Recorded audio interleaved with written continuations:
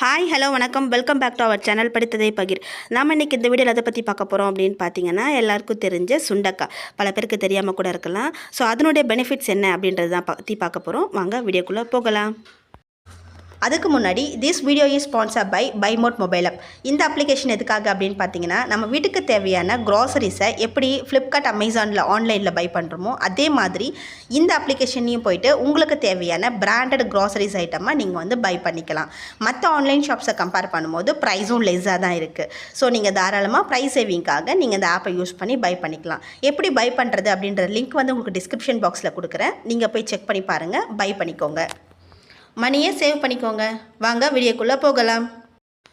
சுண்டக்காய் இதை தமிழில் எப்படி சொல்லுவாங்க அப்படின்னு பார்த்தீங்கன்னா, துருக்கி பெர்ரி அப்படின்னு சொல்லுவாங்க, அப்படி இல்லைனா கடுகி அப்படின்னு சொல்லுவாங்க. இது ஒரு மூலிகை செடி. அது மட்டும் இல்லாமல் இது சமையலுக்கும் பயன்படுத்துகிறாங்க, மருத்துவ குணங்களுக்காகவும் பயன்படுத்துகிறாங்க. சுண்டைக்காய் சமையலில் பயன்படுத்துகிறாங்க, மருத்துவத்தில் எப்படி பயன்படுத்துகிறாங்க அப்படின்னு யோசிக்கும் போது, சுண்டைக்காயை சாப்பிட்றதுனால மூச்சுக்குழாய் நோய்கள், வயிற்றுப்புழுக்கள், பேதி இதெல்லாம் கட்டுப்படுத்தப்படுது. அதனால் இந்த சுண்டைக்காயை மருத்துவத்திலையும் பயன்படுத்துகிறாங்க.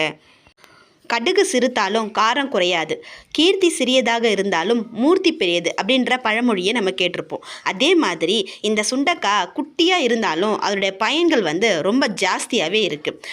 பழங்கள், காய்கறிகள், மூலிகைகள், விதைகள் இது எல்லாமே மருத்துவ குணங்களை கொண்டது. இது நமக்கு நார்மலாகவே இயற்கையாகவே நமக்கு தெரியும். ஆனால் ஒரு ஆரோக்கியமான வாழ்க்கையை வாழறதுக்கு என்ன வேணும்? நமக்கு நல்ல விதமான எதிர்ப்பு சக்தி உள்ள உணவு தேவைப்படுகிறது அப்படின்னு தான் எல்லாருமே எதிர்பார்ப்பாங்க. அந்த வகையில் இந்த சுண்டைக்காய் ரொம்ப எதிர்ப்பு சக்தியும் உடையது, ப்ளஸ் நமக்கு ஹெல்த்திக்கும் ரொம்ப நல்லதாகவும் அமையுது. சுண்டைக்காய் நிறைய பேர் பார்த்துடலன்னா அந்த ஸ்க்ரீனில் தெரிகிற மாதிரி இருக்கும். இது சின்னையாக உருண்டையாக குட்டியாக பச்சை கலரில் இருக்கும். உள்ளே நிறைய விதைகள் இருக்கும். இந்த சுண்டைக்காய் நார்மலாகவே கசப்பு தன்மையை கொடுக்கும். ஆனால் அந்த கசப்பு தன்மை கொடுக்குது அப்படின்றதுனால சாப்பிடாமல் இருக்கக்கூடாது. இதில் நிறைய சத்துக்கள் அடங்கியிருக்கு.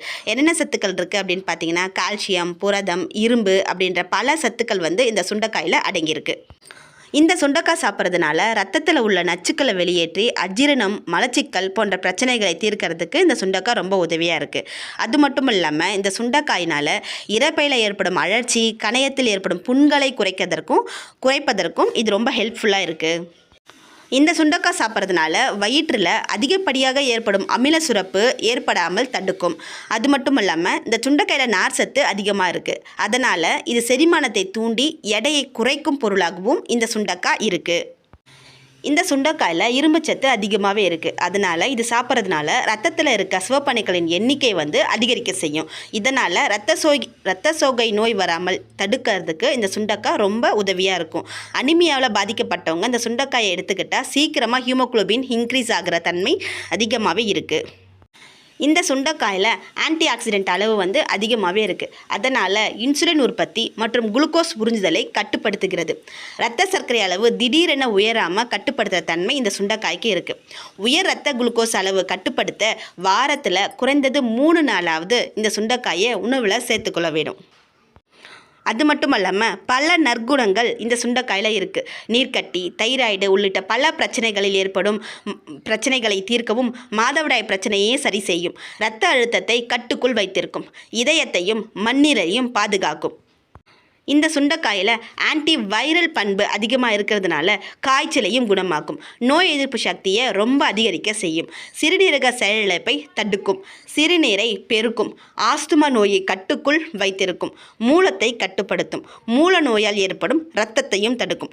இவ்வளவு பண்புகள் இந்த சுண்டைக்காயில் இருக்குது. சப்போஸ் இந்த சுண்டைக்காய் வீட்டில் வளரக்கூடிய செடி தான். ஸோ வீட்லேயே வச்சு அதை நீங்கள் யூஸ் பண்ணிக்கலாம். குட்டி குட்டியாக இருந்தாலும் அதனுடைய பலன்கள் ரொம்ப பெருசாக இருக்குது. இது வரைக்கும் நீங்கள் சுண்டைக்காய் யூஸ் பண்ணாதவங்களா இருந்தீங்கன்னா இந்த வீடியோ பார்த்துட்டு கண்டிப்பாக நீங்கள் யூஸ் பண்ணி ஹெல்த்தை பார்த்துப்பீங்க நம்புகிறேன். இந்த வீடியோ உங்களுக்கு பிடிச்சிருந்தா மறக்காமல் சேனலை சப்ஸ்கிரைப் பண்ணிக்கோங்க, பெல் பட்டனை ப்ரெஸ் பண்ணிக்கோங்க. அப்போ தான் நெக்ஸ்ட் வீடியோ உங்களுக்கு நோட்டிஃபிகேஷனில் வரும். உங்கள் ஃப்ரெண்ட்ஸ்க்கு ஷேர் பண்ணிக்கோங்க. நெக்ஸ்ட் வீடியோவில் பார்க்கலாம். டாடா, பாய்.